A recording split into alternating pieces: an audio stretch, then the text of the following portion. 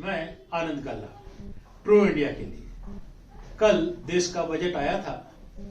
कईयों को अच्छा लगा होगा, कईयों को बुरा लगा होगा, पार्टी पॉलिटिक्स अलग तरीके से बात करती होगी, लेकिन आम जनता, इन्वेस्टर, चार्टर्ड अकाउंटेंट, अलग अलग क्षेत्र के लोग क्या सोचते हैं, हम इसी बात को लेकर के अपने इस बजट के बारे में बात करते हैं।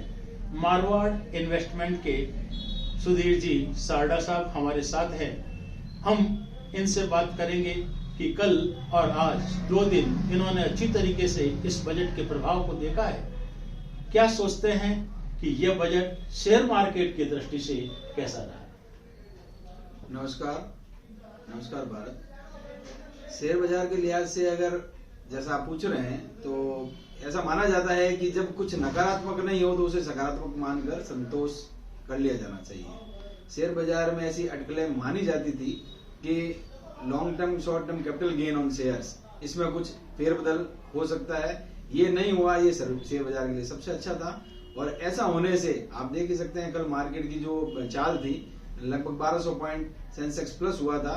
ये रीजन यही था इसका। हम ये भी चाहेंगे कि जब 1200 पॉइंट प्लस की ओर चला गया, उसके बाद तत्काल माइनस की ओर आ गया और फिर अंत में जाते हुए यह कुछ प्लस में बंद हुआ, इसका क्या कारण मानते हैं?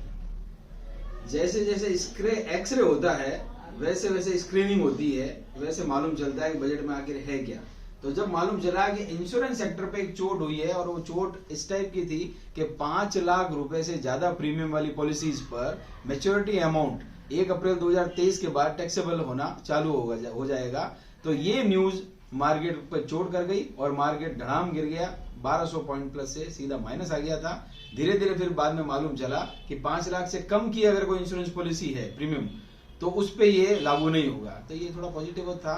उस एक बार के लिए LIC और दूसरी अन्य इंश्योरेंस कंपनियों के लिए नेगेटिव न्यूज लगी, तो उससे मार्केट थोड़ा डाउन हुआ। और बाकी अडानी का जो था वो तो चल ही रहा है।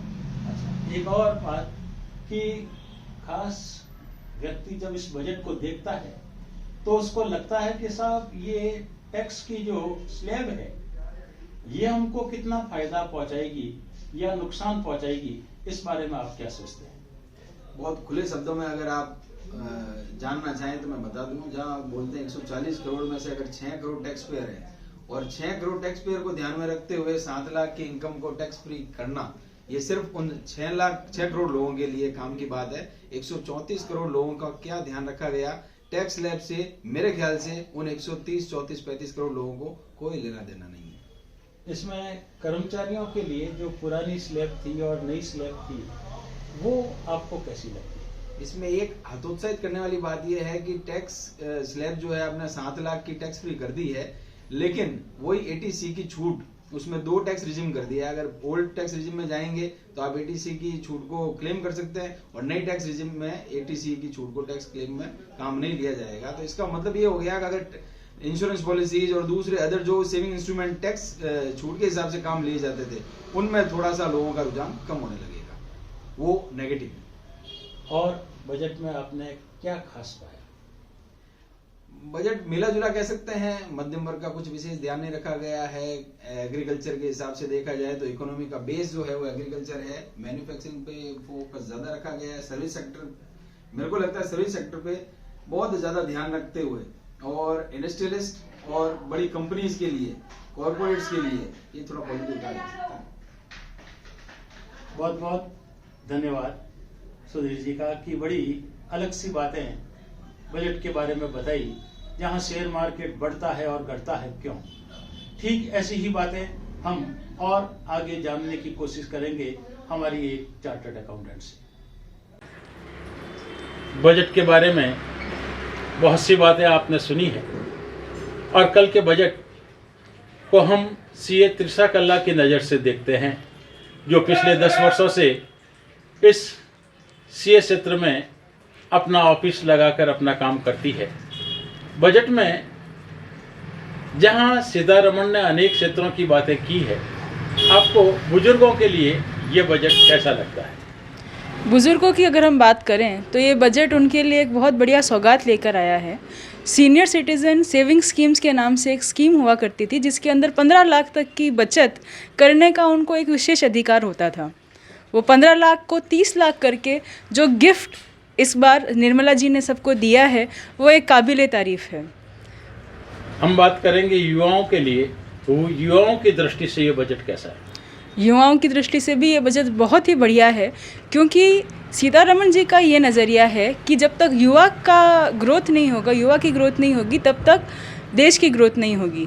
तो MSME के अंतर्गत, जिसके अंदर हम स्मॉल स्केल या मीडियम स्केल की बात करते हैं, वहाँ पे प्रमोशन के लिए, ब्रांडिंग के लिए युवाओं को ख़ास तौर से अनगिनत मौके दिए जाएंगे। अलग अलग जगहों पे, अलग अलग राज्यों में इस तरह के स्किल डेवलपमेंट सेंटर्स बनाए जाएंगे, जो ख़ास तौर से युवाओं की स्किल को डेवलप करके उनको ट्रेन करने का काम करेगा कि किस तरह से वो अपने बिजनेस को और बढ़ा सकते हैं। टैक्स रेट की बातें जहाँ करते हैं जी। इस बार परिवर्तन किया गया है, रेंज को घटाया भी गया है, टैक्स की राशि भी बढ़ाई गई है, क्या कहेंगे आप?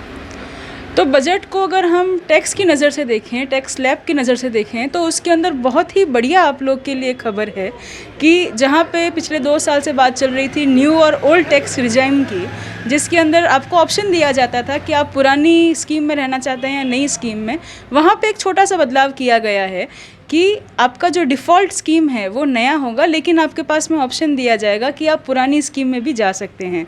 लेकिन दोनों ही तरफ अगर हम बात करें तो आपको 3 लाख रुपए की छूट गवर्नमेंट दे रही है, और उसके साथ में 87A के अंतर्गत आपको 25,000 रुपये तक की टैक्स की छूट दी जाएगी, यानी 7.5 लाख रुपए।